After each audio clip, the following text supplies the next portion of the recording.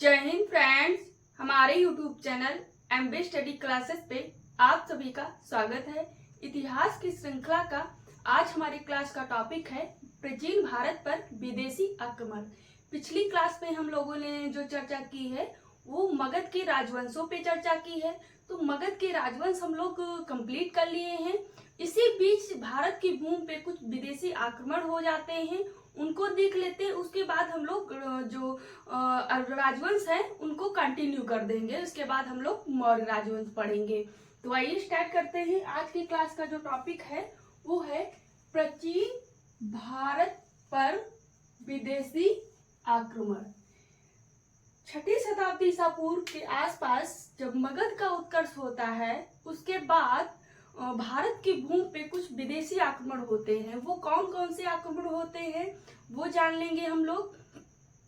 क्रम जान लेंगे कि एक के बाद कौन कौन सा आक्रमण हुआ है, ताकि एक कॉन्सेप्ट क्लियर हो जाएगा। और ये क्रम सजाने के लिए भी पूछता है एग्जामिनर कि एक के बाद एक कौन सा आक्रमण विदेशी हुआ है। तो अगर हम क्रम की बात करें कि भारत पे विदेशी आक्रमण का क्रम कौन कौन सा है, तो अगर क्रम की बात करें तो पहले क्रम में हो जाएगा हमारा ये ईरानी आक्रमण।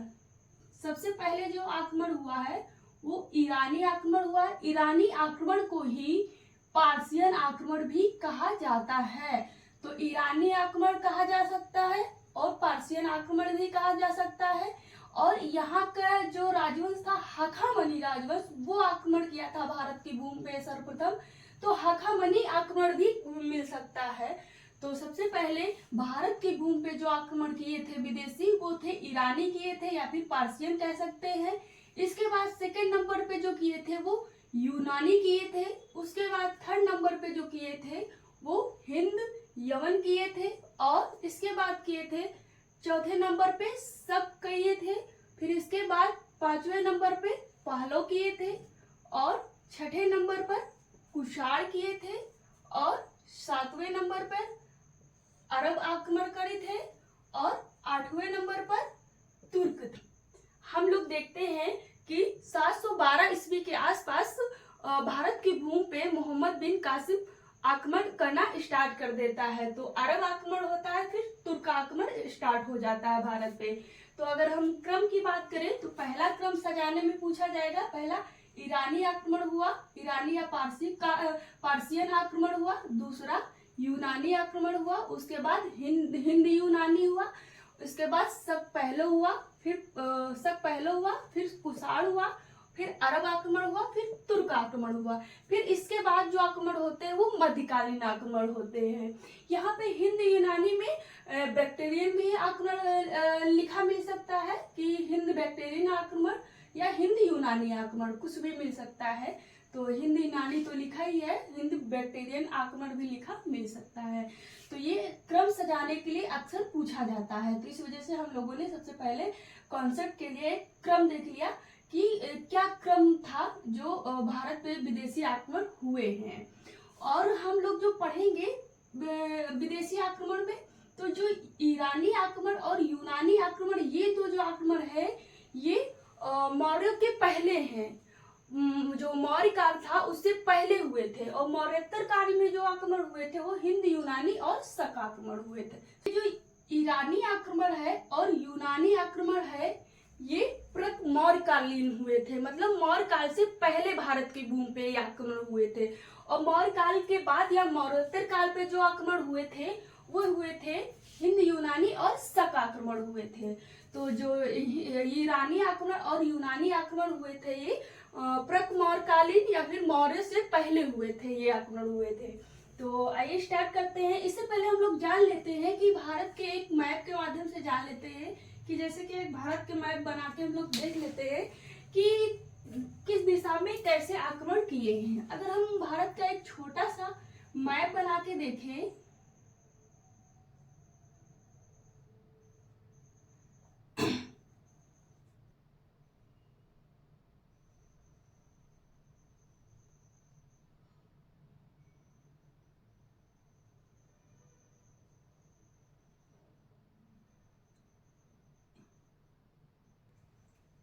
ये हो गया भारत का एक रफली मैप। हम लोग मैप के माध्यम से थोड़ा देखेंगे कि ताकि कॉन्सेप्ट पता चल जाए कि जो आक्रमण हो रहे हैं इधर ही से क्यों हो रहे हैं। जितने आक्रमण हो रहे हैं भारत के पश्चिम उत्तर सीमा से ही हो रहे हैं।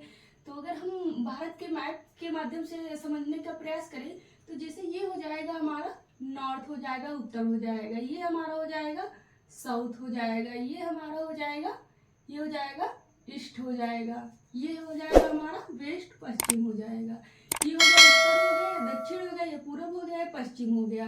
अगर इसके सीमा की बात करें तो ये वाला हिस्सा जो है ये अरब सागर है, अरब सागर है, और ये इधर बंगाल की खाड़ी है, नीचे हिंद महासागर पड़ता है, और इधर वाली एरिया में हिमालय पर्वत पड़ता है। ये वाली जो एरिया है ये हिमालय पर्वत की एरिया है, और यहाँ पे बड़ा सा तिब्बत पठार है, तिब्बत पठार वाली ही एरिया है। तो जब ये एरिया तिब्बत पठार की हो जाती है, ये एरिया जलीय एरिया हो जाती है, तो अगर कोई विदेशी शक्ति आना चाहती है तो उसके लिए सटीक जगह कौन सी दिख रही है भारत की भूमि में आने के लिए, समझने का प्रयास करिए। तो कोई जगह देखने का प्रयास करिए। तो अगर हम देखने का प्रयास करें, तो अगर हम बांटने का प्रयास करें कि इधर वाली सीमा देखिए, इधर वाली सीमा में हमें कुछ दिख रहा है, ये भाग जो है ये मैदानी भाग ही है। तो अगर हम इसकी दिशाओं का बंटवारा करें तो ये इस दिशा में पड़ रहा है, इस दिशा में पड़ रहा है, तो ये उत्तर और पश्चिम के बीच पड़ रहा है, इसलिए इसे कहा जाता है पश्चिम उत्तर सीमा।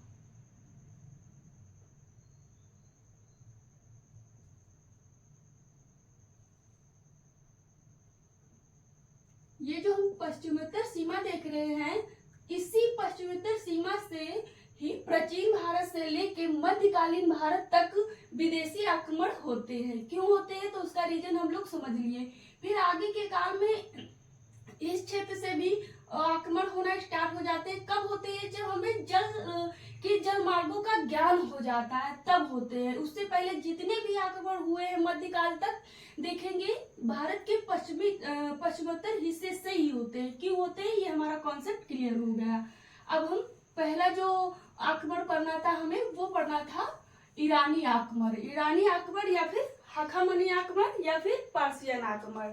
तो अगर हम बात करें ईरानी आक्रमण के समय की बात करें तो ये जो समय स्टार्ट होता है 558 बीसी से साइरस के समय से स्टार्ट होता है, और इंडियन जो समय होता है वो 330 ईसा पूर्व के आसपास दारा थर्ड के टाइम तक रहता है। कितना रहता है ईरानी आक्रमण का समय पीरियड?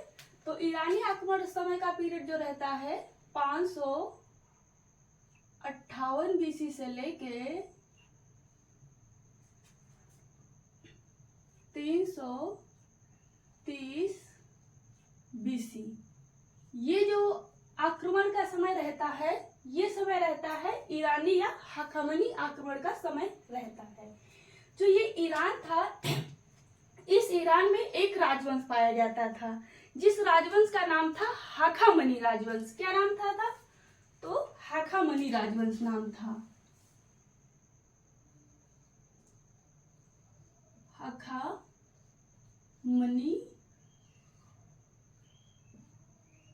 राजवंश ये कहाँ का राजवंश था? तो ये ईरान का एक राजवंश था। इस ईरान में ये हखामनी राजवंश शासन कर रहा था।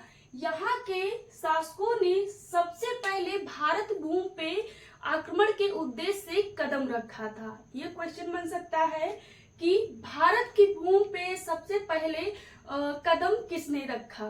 तो ईरान के हखामनी वंश के शासकों ने सर्वप्रथम भारत भूमि पर आक्रमण के उद्देश्य से भारत की भूमि पर कदम रखा था। कौन सा शासक रखा था, क्या रखा था, हम लोग आगे देखेंगे। ये पहला क्वेश्चन यहीं पे बन जाता है। क्रम में भी देखें तो सबसे पहले ईरानी और पार्शियन ही आते हैं। अब हम बात कर ले स्रोत की कि इतिहास में सबसे महत्वपूर्ण और इम्पोर्टेंट होते हैं स्रोत, क्योंकि पूरा इतिहास जो लिखा गया है वो स्रोतों के आधार पे लिखा गया है। तो अगर हम ईरानी आक्रमण पढ़ रहे हैं तो इसके क्या स्रोत है, किसके आधार पे हमें जानकारी मिली है? तो अगर हम स्रोतों की बात करें तो अगर इसके स्रोतों में हमें साहित्य स्रोत और पुरातात्विक स्रोत दोनों प्राप्त है। अब साहित्य स्रोत क्या होते हैं, तो साहित्य स्रोत में जो लिखित सामग्री होती है वो आ जाती है, और पुरातात्विक स्रोत क्या होते हैं, तो पुरातात्विक स्रोत में भी जैसे अभिलेख हैं और मानव जीवाश्म है, ये इत्यादि चीजें होती हैं, मृदभांड हैं, मूर्तियां हैं, ये सब चीजें पुरातात्विक स्रोतों में आ जाती हैं। तो अगर हम बात करें पहले साहित्य स्रोतों की, स्रोतों में पहला स्रोत है हमारा साहित्य स्रोत। साहित्य स्रोत की बात करें तो साहित्य स्रोत में है साहित्यकार, लेखककार, इतिहासकार, उनकी कृति जो होती है वो आती है। एक लेखक है, इनका नाम है स्काइलेक्स। इनके कृति से कुछ जानकारी मिलती है, भारत के बारे में इन्होंने लिखा है, उससे जानकारी मिलती है कि भारत के बारे में क्या मिला है। इसके बाद भी जो यूनान के जो विश्व इतिहासकार थे हेरोडोटस, इनकी पुस्तक का नाम है हिस्टोरिका। इन्होंने अपने हिस्टोरिका में ईरानी आक्रमण, जो भारत पे ईरानी आक्रमण हुआ उसके बारे में लिखा है, उससे हमें कुछ जानकारी मिलती है। पूछा जाता है कि हेरोडोटस कहाँ का निवासी था, तो हेरोडोटस यूनान का निवासी था। इसके बाद टीसीएस था। टीसीएस कौन था, तो टीसीएस ये ईरानी राजवैद्य था, मतलब ये ईरानी डॉक्टर था। ये भी भारत के बारे में कुछ लिखता है, कहता है अपने साहित्य में, इससे जानकारी प्राप्त होती है। तो ये हो गए हमारे साहित्य स्रोत। इसके बाद दूसरे स्रोत की बात करें तो दूसरा स्रोत है हमारा, ये है पुरातात्विक स्रोत।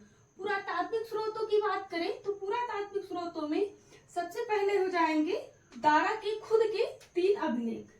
दारा प्रथम जो है ना, इस वंश के सबसे प्रतापी शासक माने जाते हैं। तो दारा प्रथम के खुद के 3 अभिलेख हैं, 3 के 4 और अभिलेख है। हवादान अभिलेख क्योंकि मिलता है कि डेरियस का है, तो डेरियस दारा को ही कहा जाता है। तो दारा के अभिलेख हो जाएंगे, वो कौन सा अभिलेख है, वो तख्ते बही अभिलेख है। इसके बाद पर्सिपोलिस अभिलेख है, और इसके बाद नक्श ए रुस्तम अभिलेख है। ये अभिलेख जो है ये दारा प्रथम के अभिलेख है, या फिर डेरियस प्रथम के अभिलेख है। इसके बाद दारा का ये हवादान अभिलेख है। ये हो गए ईरानी आक्रमण के पुरातात्विक स्रोत, इनसे हमें एविडेंस मिलता है ईरानी आक्रमण के बारे में। इन अभिलेखों में ईरानी आक्रमण के बारे में कुछ न कुछ कहा गया है। तो हम लोगों ने देख लिया साहित्य और पुरातात्विक स्रोत। अब हम बात कर लेते हैं कि कौन कौन से शासक हुए। तो इस वंश का सबसे महत्वपूर्ण पहला शासक होता है जिसका नाम है कुरुस या फिर साइरस सेकंड। इसका इतिहास में नाम साइरस सेकंड के नाम से भी मिल सकता है और कुरुस भी मिल सकता है। तो ध्यान रखिएगा, कोई भी नाम मिल सकता है, इसलिए हमने दोनों मेंशन किया है। अगर इसके समय की बात करें कि इसका समय पीरियड क्या है, तो इसका जो समय पीरियड माना जाता है वो 558 बीसी से लेके 529 बीसी माना जाता है। 558 बीसी से लेके 529 बीसी का जो समय पीरियड माना जाता है वो माना जाता है कुरुस या साइरस सेकंड का माना जाता है। अगर हम बात करें जो हखामनी के पहला शासक था उसका नाम क्या था, हखामनी वंश का जो पहला राजा था उसका नाम था कुरुस या साइरस सेकंड नाम था। अगर इसकी राजधानी पूछा जाए कि कुरुस या साइरस ने अपनी राजधानी क्या बनाया था, तो कुरुस या साइरस की जो राजधानी थी वो पर्सिपोलिस थी। हखामनी राजवंश की राजधानी क्या थी, या कुरुस ने अपनी राजधानी किसे बनाया, तो पर्सिपोलिस को बनाया था। इसमें उल्लेख मिलता है, इसके बारे में उल्लेख मिलता है कि हेरोडोटस कहता है कि इसके राज्य में गंधार शामिल था, गंधार इसके क्षेत्र में शामिल था। ऐसा किसने कहा है, तो हेरोडोटस ने अपनी पुस्तक हिस्टोरिका में कहा है।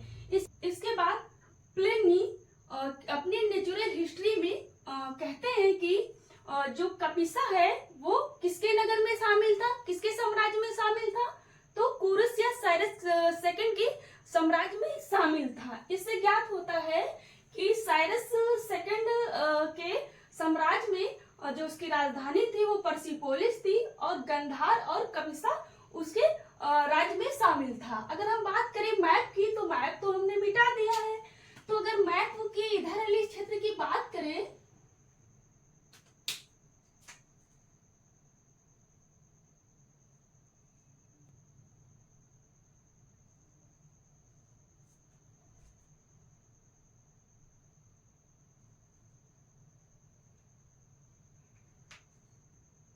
अगर साइरस के इन क्षेत्रों की बात करें हम यहाँ मैप में समझने का, तो जो गंधार पड़ता है ये कुछ इस एरिया में पड़ता है, इस एरिया में पड़ता है। कपिसा गंधार इस वाली एरिया में पड़ता है।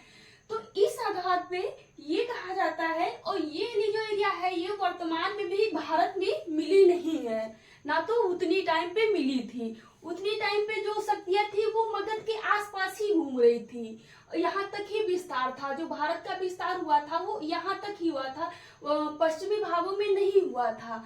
तो इस वाले हिस्से तक भारत का विस्तार नहीं हुआ था। तो आज भी भारत का विस्तार की सीमा यहीं तक मानी जाती है।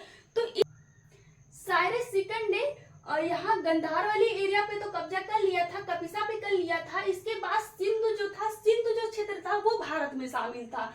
तो सिंधु वाले क्षेत्र में कब्जा करने की कोशिश तो की, लेकिन वो असफल रहा था। इसीलिए कहा जाता है कि भारत पर प्रथम असफल आक्रमणकारी कौन था, तो वो कहा जाता है साइरस सेकंड था।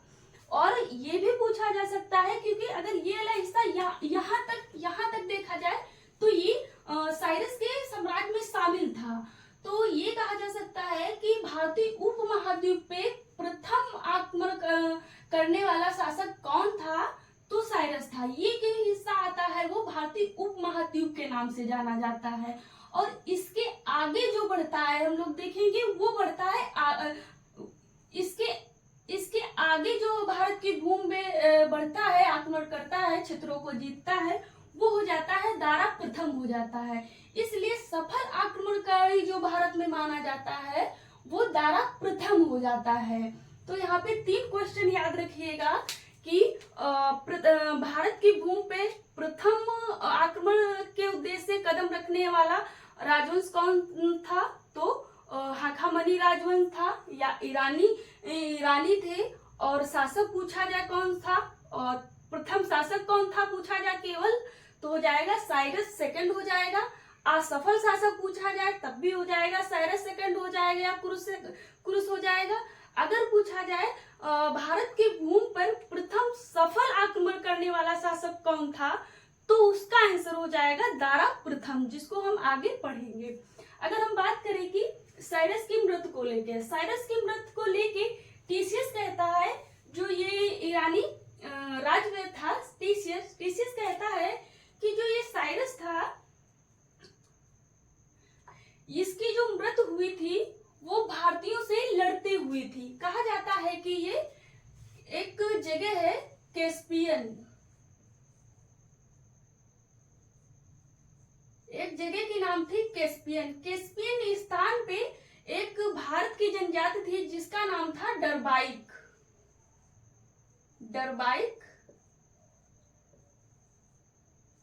इस स्थान पे, कैस्पियन स्थान पर डरबाइक नामक जो जनजाति थी उससे युद्ध करते हुए साइरस की मृत्यु हो गई थी। ये कथन कौन कहता है, तो ये कथन कहते हैं हमारे टीसीएस ईरानी राजवेद कहते हैं साइरस के बारे में। तो इसे माना जाता है कि आक्रमण करने में साइरस सफल नहीं रहा, वो असफल आक्रमणकारी था भारत में। इसके बाद हम दूसरे शासक की बात करें, हाखामनी के दूसरे शासक का नाम है, वो है डेरियस कह सकते हैं, या फिर दारा प्रथम, या फिर दारा बहु प्रथम भी मिल सकता है, कुछ भी मिल सकता है। यहाँ पे डेरियस तो लिख दिया है, दारा लिख दिया है, दारा बहु प्रथम भी मिल सकता है। अगर हम इनके समय की बात करें कि इनका समय पीरियड क्या है, दारा बहु का या दारा प्रथम का, तो दारा का जो समय पीरियड माना जाता है वो 522 बीसी से लेके 486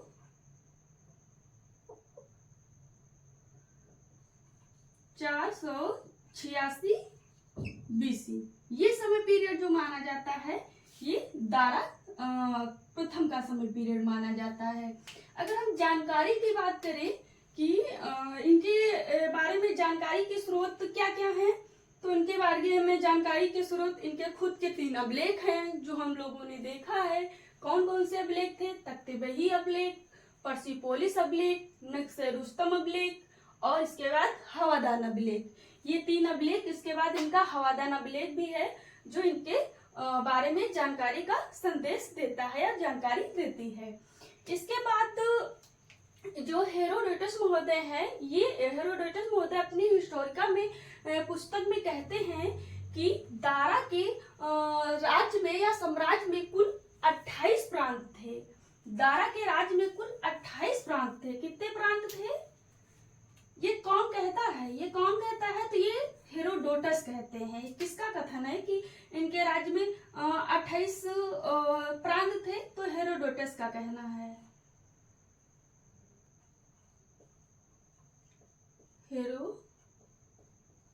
हेरोडोटस महोदय कहते हैं कि दारा के साम्राज्य में 28 प्रांत थे और इन 28 प्रांतों में जो 11 प्रांत थे वो राजतंत्र शासन कर रहे थे।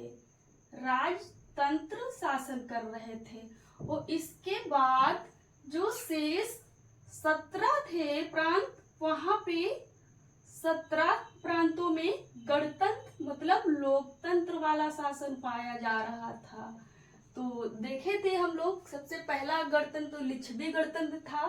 तो दारा के साम्राज्य में खुद ही देखने को मिल रहा है कि 28 प्रांतों में 11 राजतंत्र थे और 17 गणतंत्र थे। ये कौन कह रहा है? तो ये हेरोडोटस महोदय उल्लेख करते हुए अपनी हिस्टोरिका में कह रहे हैं। इसके बाद जो इसके 28 प्रांतों में इसके प्रांत का जो 20वां प्रांत था वो सिंध प्रांत था। सिंध प्रांत कहाँ पड़ता था? तो सिंध प्रांत यहाँ पड़ता था। और सिंध प्रांत यहाँ पड़ता था। सिंधु जो 5 नदियों का जैसे सिंधु, झेलम, चिनाब, रावी, सतलज, ब्यास, इनका संगम था। तो सिंध इन नदियों के संगम वाले स्थल को कहा जाता है। तो सिंध ये वाला क्षेत्र था और ये क्षेत्र नदियों द्वारा घिरा था। इस वजह से उपजाऊ तो बहुत होगा। तो इस वजह से यहाँ पे रेवेन्यू या कर बहुत ज्यादा मिलता था। तो ये जो सिंध था, ये सिंध वाला जो हिस्सा है, ये 28 प्रांतों में 20वां प्रांत था दारा के साम्राज्य का। और दारा अपने राज्य की कुल आय का, दारा के साम्राज्य की जो ईरान का जो साम्राज्य था उसके कुल आय का 1/3 मतलब 3 भाग में से 1 भाग जो है ना वो केवल सिंध प्रांत से प्राप्त कर लेता था। कि मतलब 3 भाग में से इसके जो दारा का ईरान का साम्राज्य था, 3 भाग में से 1 भाग का जो कर था वो अकेले सिंध प्रांत से प्राप्त करता था। ऐसा किसने कहा है? तो हेरोडोटस महोदय ने कहा है। तो 1/3 भाग सिंध से कर के रूप में प्राप्त करता था। तो कर के रूप में प्राप्त करता था, क्या प्राप्त करता था? तो 360 टैलेंट स्वर्ण मुद्राएं प्राप्त करता था। और यहाँ पे ध्यान रखिएगा, पूछा जा सकता है कि 360 जो टैलेंट स्वर्ण मुद्राएं प्राप्त करता था वो मासिक करता था कि वार्षिक करता था? तो 360 जो टैलेंट वार्षिक मुद्राएं प्राप्त करता था तो वो वार्षिक कर के रूप में प्राप्त करता था। तो ये 3 चीजें यहाँ इंपॉर्टेंट हो सकती है कि 28 प्रांतों में से दारा का सिंधु प्रांत जो था वो 20वां था और कुल आय इसके साम्राज्य के कुल आय का 1/3 भाग था। और यहाँ से 360 टैलेंट वार्षिक कर स्वर्ण मुद्रा के रूप में प्राप्त करता था। ये हो गई इसकी डेरियस की बात। इसके बाद देख लेते हैं इसके तख्ते-बही अभिलेख में इसके बारे में कुछ कहा गया है। डेरियस का तख्ते-बही अभिलेख, इसमें देखते हैं क्या कहा गया है। इसमें कहा गया है दारा के समय दुनिया में कुल 23 देश थे जिसमें भारत का नाम शामिल नहीं है। यहाँ बात ये नोट करने योग्य है कि तख्ते-बही अभिलेख में कहा गया है कि पूछा जा सकता है कि दारा के समय दुनिया में कितने देश थे? तो 23 देश थे। तख्ते दारा के तख्ते बही अभिलेख में कहा गया है कि दारा के समय दुनिया में कुल 23 देश थे जिसमें से भारत का नाम शामिल नहीं था। क्यों शामिल नहीं था? तो ये हो सकता है कि जो उतनी टाइम आज भारत की कल्पना हो गई, भारत के नाम की कल्पना हो गई है, उतनी टाइम नहीं हुई होगी। हो सकता है भारत को उतनी टाइम सिंधु के नाम से ही जाना जाता हो और सिंधु को दारा जीत चुका था। इस रीजन से वो दिखाना चाहता हो कि जो सिंधु है, भारत है, वो हमारा ही हिस्सा है। ऐसा कुछ भी रहा होगा, या फिर ये झेलम के इस बार की भूमि का उनको ज्ञान नहीं होगा, ऐसा भी कुछ हो सकता है। तो ये फैक्ट की बात ये है कि दारा यहाँ पे 23 देशों में भारत के नाम का जिक्र नहीं करता है। मेन बात यहाँ पे ये याद रखने योग्य है। इस बाद है ये डेरियस का हवादान अभिलेख। अगर डेरियस के हवादान अभिलेख की बात करें कि इसमें क्या है, तो डेरियस के हवादान अभिलेख में उल्लेख मिलता है कि सिंध और सिंध की जो नदी है उसके नीचे क्षेत्रों को का उल्लेख मिलता है। और कहा गया है यहाँ पे कि यहाँ पे सिंधु नदी का उल्लेख मिलता है और सिंधु नदी के क्षेत्र के सिंधु नदी के नीचे के जो क्षेत्र थे उनका उल्लेख मिलता है। किसमें मिलता है? तो हवादान अभिलेख में मिलता है। और यहाँ पे सिंधु को हिंद कहा गया है। याद रखिएगा कि सिंधु को हिंदू किसमें कहा गया है? तो सिंधु को हिंदू हवादान अभिलेख में कहा गया है। यहाँ पे सिंधु को हिंदू क्यों कहा गया है कि जो ईरान में है ना, वहाँ की वर्णमाला में जो है ना सा की जगह सा को हा लिखा जाता है। सा जैसे है ये सा को हा लिखा जाता है, सा को हा लिखा जाता है।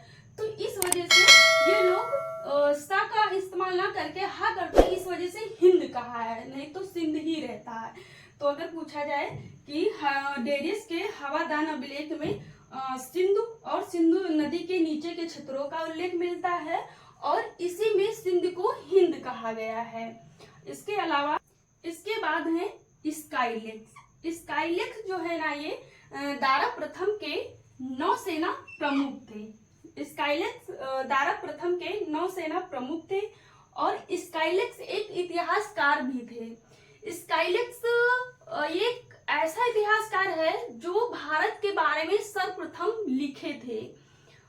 विश्व के बारे में पूछा जाए कि विश्व के इतिहास के बारे में सबसे पहले किसने लिखा था, तो हेरोडोटस ने लिखा था। लेकिन अगर पूछा जाए भारत के इतिहास के बारे में विदेशी इतिहासकार या विदेशियों में किसने सबसे पहले भारत के बारे में लिखा, तो स्काइलेक्स ने लिखा है।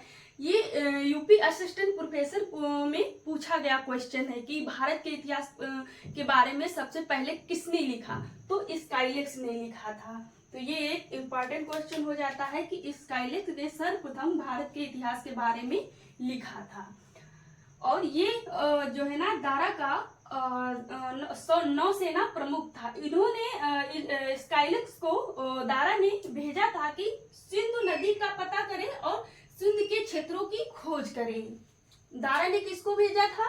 तो स्काइलेक्स एक इतिहासकार भी था और स्काइलेक्स नौसेना प्रमुख था। स्काइलेक्स को ही दारा ने सिंधु नदी और सिंधु नदी के क्षेत्रों की खोज के लिए भेजा था।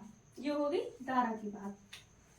इसके बाद बात करें, ईरान का एक अभिलेख है जिसका नाम है ससानी अभिलेख। ये है ईरान का ससानी अभिलेख। ईरान के ससानी अभिलेख में भारत को सबसे पहले हिंदुस्तान कहा गया है। हिंदुस्तान क्यों कहा गया है, तो हम कॉन्सेप्ट देख चुके हैं कि सा के जगह ये लोग हा यूज करते हैं। तो ये भी इम्पोर्टेंट हो सकता है कि कौन से अभिलेख में कहा गया है। तो ईरान का जो ससानी अभिलेख है उसमें भारत को हिंदुस्तान कहा गया है। इसके बाद और अरब साहित्य में भी भारत को हिंदुस्तान कहा गया है। किसमें कहा गया है? अरब साहित्य में भी भारत को हिंदुस्तान कहा गया है। और ईरान का ससानी अभिलेख है जिसमें भारत को हिंदुस्तान कहा गया है। तो ये अभिलेखी साक्ष्य ये ज्यादा महत्वपूर्ण हो जाता है कि ईरान का अभिलेख है उसमें कहा गया है हिंदुस्तान। क्योंकि अब लेखी साक्ष्य ज्यादा ही प्रमाणित हो जाता है, क्योंकि आज के तौर पे भी मौजूद है, और वो भी अरब साहित्य में भी वो लिखा है, तो वो भी मौजूद ही है साहित्य तौर पे। इसके बाद अगले शासक की बात करें तो अगला शासक है जर्सिस। जर्सिस की बात करें, अगर हम जर्सिस के समय पीरियड की बात करें कि जर्सिस का समय पीरियड क्या था, तो जर्सिस जो शासन पीरियड किए थे, शासनकाल किए थे, वो 486 बीसी से लेके 465 बीसी किए थे।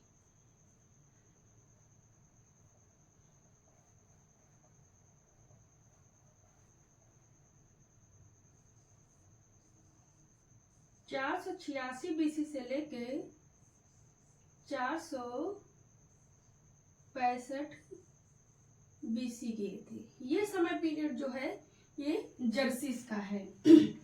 जर्सिस की क्या विशेषता है, तो जर्सिस की विशेषता है ये कि ये प्रथम राजा था जिन्होंने भारतीयों को सेना में शामिल किया था।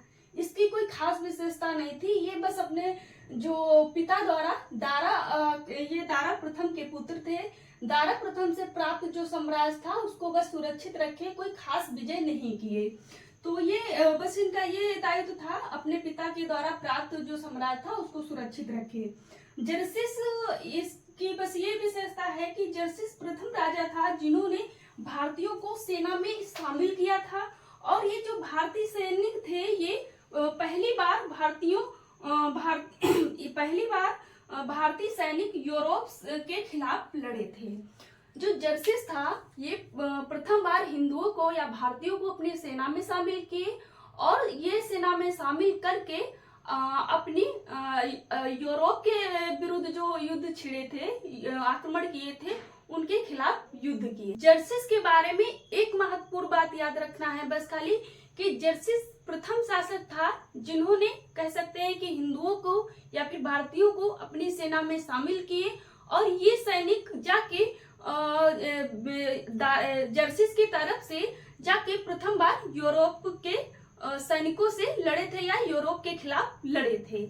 इसके बाद देखते हैं हम अगला 360 से लेके 330 बीसी का जो समय पीरियड माना जाता है वो दारा थर्ड का माना जाता है। दारा थर्ड जो है ना, ये हखामनी राजवंश का अंतिम शासक था। तो समय पीरियड की बात कर लिए हम लोग, 360 से लेके 330 ईसा पूर्व था।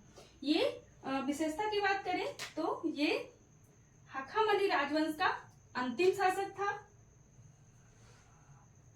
दारा थर्ड हखामनी राजवंश का अंतिम शासक था, इसकी विशेषता है।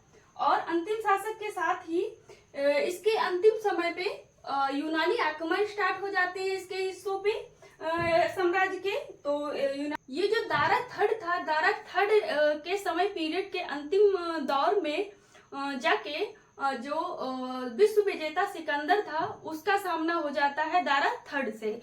तो दारा थर्ड का जो समय पीरियड के समय पे जो समय था वो 331 बीसी था, और जो ये सामना होता है और जहाँ पे युद्ध होता है उसे युद्ध का जो नाम दिया जाता है, उसे युद्ध का नाम दिया जाता है आरबेला का युद्ध। आरबेला का युद्ध नाम दिया जाता है। कब होता है, तो ये 331 बीसी में होता है। कब होता है, 331 बीसी में होता है। और इसमें विजयी कौन होता है, तो सिकंदर विजयी होता है। तो जब सिकंदर विजयी होता है तो ये हखामनी राजवंश का ये अंतिम शासक हो जाता है, और हखामनी राजवंश के क्षेत्रों पे सिकंदर अधिकार कर लेता है। तो दारा थर्ड हखामनी राजवंश का अंतिम शासक था, और इसका सामना विश्व विजेता सिकंदर महान से होता है। सिकंदर महान का आरबेला नामक युद्ध होता है। कब होता है, तो 331 बीसी में होता है। और इसमें जिसमें सिकंदर विजयी रहता है, सिकंदर इसके क्षेत्रों पे अधिकार कर लेता है। ये हो गए इसके शासक और आक्रमण और क्या क्या चीजें रही। अब देख लेते हैं, अब ये आक्रमण किए हैं तो कुछ प्रभाव पड़े होंगे भारत के ऊपर। तो अगर हम प्रभाव की बात करें, पूछे जाते हैं, तो प्रभाव की बात करें कि क्या क्या प्रभाव हैं। तो प्रभाव की बात करें तो मुख्य प्रभाव देख लेते हैं क्या है। तो पहला जो प्रभाव पड़ा वो आर्मेय और खरोष्टी लिपि का प्रारंभ हुआ। जैसे कि हमारे भारत की जो लिपि थी वो बाएं से दाएं लिखी जाती है। हमारी लिपि जो लिखी जाती है वो बाएं से दाएं लिखी जाती है, लेकिन खरोष्टी लिपि जो लिखी जाती है वो दाएं से लेके बाएं लिखी जाती है, ऐसे लिखी जाती है। तो जो हम अशोक के अभिलेख देखते हैं, अशोक के जो पश्चिमोत्तर भाग में ये वाले हिस्से में कंधार और इस वाले अभिलेख में, इस वाले क्षेत्र में जो अभिलेख पाए जाते हैं वो अरामाइक लिपि में अभिलेख पाए जाते हैं। तो इसी का प्रभाव रहता है कि इसी आक्रमण का प्रभाव माना जाता है कि इसी आक्रमण के प्रभाव के कारण ही अरामाइक लिपि और खरोष्टी लिपि का प्रारंभ भारत में हो गया था। इसके अलावा जो ईरान की सिगलोई मुद्रा थी और डेरिक मुद्रा थी, उनका प्रभाव हमारी भारतीय मुद्रा पे पड़ा। हालांकि हमारे इतिहासकार ये मानने से इनकार करते हैं क्योंकि जो आहत मुद्राओं का समय पीरियड माना जाता है वो 800 बीसी के आसपास माना जाता है। ये समय पीरियड 500 बीसी के आसपास के समय पीरियड का माना जा रहा है। वो 800 बीसी से लेके 600 बीसी के समय पीरियड के बीच माना जाता है, आहत मुद्रा माना जाता है। तो लेकिन इतिहासकार ये लक्षण लगाते हैं कि हमारे जो आहत मुद्रा है उनपे जो ईरानी आक्रमण का है वो प्रभाव दिखता है। तो जो ये सिगलोई थी ये चांदी की मुद्रा थी, सिगलोई जो थी ये चांदी की मुद्रा थी, डेरिक जो थी ये स्वर्ण मुद्रा थी। इन मुद्राओं का प्रभाव जो माना जाता है भारतीय आहत सिक्कों पे पड़ा था। इसके बाद क्षेत्र प्रणाली का प्रारंभ हो जाता है, क्षेत्र प्रणाली का प्रारंभ हो जाता है। और पूछा जाए क्षेत्र प्रणाली का जो सबसे ज्यादा प्रारंभ यूज हुआ, सबसे ज्यादा जो क्षेत्र प्रणाली का यूज किए हैं वो कौन सा राजवंश था, तो वो कुषाण राजवंश था। कौन था? कुषाण राजवंशों ने क्षेत्र प्रणाली का सबसे ज्यादा यूज किया था। इसके बाद जन्म उत्सव के समय जो केश प्रक्षालन पद्धति होती है जो चंद्रगुप्त मौर्य महोदय ने अपनाया था, जो जन्म उत्सव मनाया जाता है तो केश प्रक्षालन मतलब केश धोया जाता है, ये सब विधि जो अपनाई गई थी वो ईरानी आक्रमण के प्रभाव से अपनाई गई थी, ऐसा माना जाता है। इसके बाद अशोक के जो अभिलेख थी उनकी बनावट मानी जाती है कि उनकी बनावट और पॉलिश, अशोक के अभिलेखों की बनावट और पॉलिश पे भी प्रभाव स्वीकार किया जाता है, लेकिन ये भी पूरी तरीके से नकार दिया जाता है। बस ये लक्षण लगाया जाता है क्योंकि जो ईरानी स्तंभ है ना वो कई टुकड़ों में तैयार किए गए हैं और हमारे उसके विपरीत जो भारतीय स्तंभ है मतलब अशोक के स्तंभ है वो एक लाट एक कसमक बनाए गए हैं, उनको जोड़ जोड़ के नहीं बनाया गया है, एक ही बार तराशा गया। ऊपर से जो अशोक के स्तंभ है उसमें उल्टा कमल है और ईरानी स्तंभों में सीधा कमल है। और पॉलिश की बात करें तो पॉलिश ये लोग अभी की बात कर रहे हैं, हमारी हड़प्पा सभ्यता में हम लोग लोथल में देखे थे कि श्वेत रंग का एक खंभा मिला था जिसमें पॉलिश एक गुड क्वालिटी की पॉलिश पाई जा रही है। तो हम लोग जब हमारी सभ्यता हड़प्पा सभ्यता 3000 ईसा पूर्व की सभ्यता में इतनी अच्छी पॉलिश पाई जा रही है तो हम आपकी नकल करके क्या करेंगे। तो ये प्रभाव है। तो आई होप आज की क्लास से आपको ये ईरानी आक्रमण के बारे में जानकारी हो गई होगी। जितने क्वेश्चन बनने वाले होंगे वो क्लियर हो जाएंगे। नेक्स्ट क्लास में हम लोग देखेंगे कि यूनानी आक्रमण और उनके प्रभाव। बाकी आज के लिए जय हिंद।